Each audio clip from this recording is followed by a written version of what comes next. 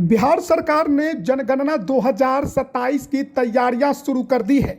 राज्य स्तरीय समन्वय समिति की बैठक में मकान सूचीकरण सहित 33 प्रश्नों की लिस्ट तैयार कर ली गई है। पूरी प्रक्रिया पहली बार डिजिटल माध्यम से होगी।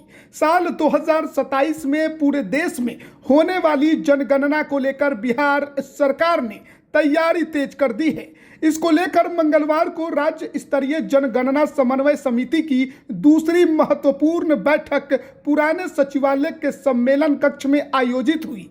बैठक की अध्यक्षता मुख्य सचिव प्रत्यय अमृत ने की। बैठक में राज्य सरकार के विभिन्न विभागों के वरीय अधिकारियों ने भाग लेकर जनगणना से जुड़ी तैयारियों की विस्तृत समीक्षा की। बैठक में स्पष्ट किया गया कि भारत सरकार द्वारा जारी सीमा स्थिरीकरण अधिसूचना के तहत 31 दिसंबर 2025 से 31 मार्च 2027 तक राज्य में किसी भी ग्रामीण या शहरी प्रशासनिक इकाई की सीमा अथवा क्षेत्राधिकार में कोई परिवर्तन नहीं किया जाएगा।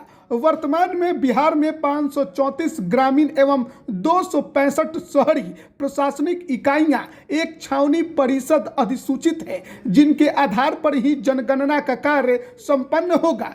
बैठक में बताया गया कि जनगणना 2027 दो चरणों में आयोजित की जाएगी।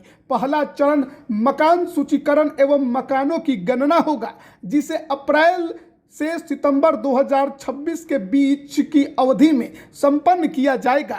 इसी चरण के निष्पादन की अवधि तय करने तथा उससे संबंधित अधिसूचना राज्य राजपत्र में प्रकाशित कराने की जिम्मेदारी राजस्व एवं भूमि सुधार विभाग को नोडल विभाग के रूप में सौंपी गई। इसी चरण में कुल 33 प्रश्न पूछे जाएंगे, जो मकानों की स्थिति, उपयोग, उपलब्ध सुविधाएं, परिसंपत्तियां तथा मुख्य अनाज के उपभोग से संबंधित होंगे। इन प्रश्नों को भारत सरकार द्वारा 23 जनवरी 2026 को विधिवत अधिसूचित किया जा चुका है।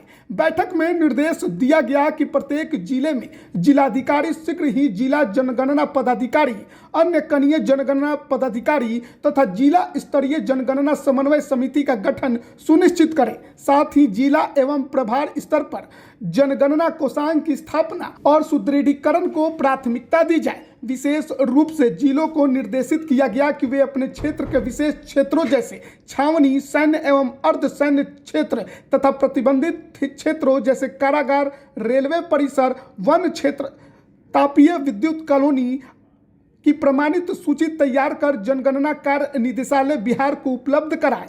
बैठक में प्रमुख प्रशिक्षकों और क्षेत्रीय प्रशिक्षकों के नामांकन, प्रशिक्षण स्थलों और तिथियों के निर्धारण तथा राजस्व, गांवों और वार्डों के संक्षिप्त कोड के अनुरूप मकान सूचीकरण खंडों की अनुमानित संख्या तय करने के कार्य को शीघ्र पूरा करने पर बल दिया गया।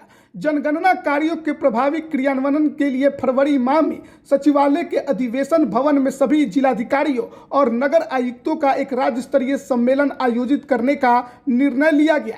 बैठक में यह भी बताया गया कि जनगणना 2027 पहली बार पूर्णतः डिजिटल माध्यम से होगी। इसके लिए क्षेत्राधिकार परिवर्तन पोर्टल से क्षेत्राधिकार अद्यतन जनगणना प्रबंधन एवं अनुश्रवण प्रणाली से नियुक्ति पत्र, पहचान पत्र और डिजिटल प्रभार पंजिका, मकान सूचीकरण, खंड निर्माण पोर्टल से डिजिटल मानचित्र तैयार करना तथा नागरिकों के लिए स्वगणना की सुविधा उपलब्ध कराई जाएगी। बैठक में जनगणना कार्य में लगे अधिकारियों एवं कर्मचारियों के सेवा हितों की सुरक्षा के लिए जनगणना अधिनियम 1948 की धारा 15 क तथा शिक्षा अधिकार अधिनियम 2009 की धारा 27 के प्रावधानों पर भी प्रकाश डाला गया। बैठक के अंत में मुख्य सचिव ने सभी विभागों के बीच प्रभावी समन्वय को और सुदृढ़ करने पर बल देते हुए संबंधित विभागों को आवश्यक कार्यवाही के निर्देश दिए, ताकि जनगणना 2027 का कार्य पारदर्शी, सुचारू और समयबद्ध ढंग से संपन्न हो सके।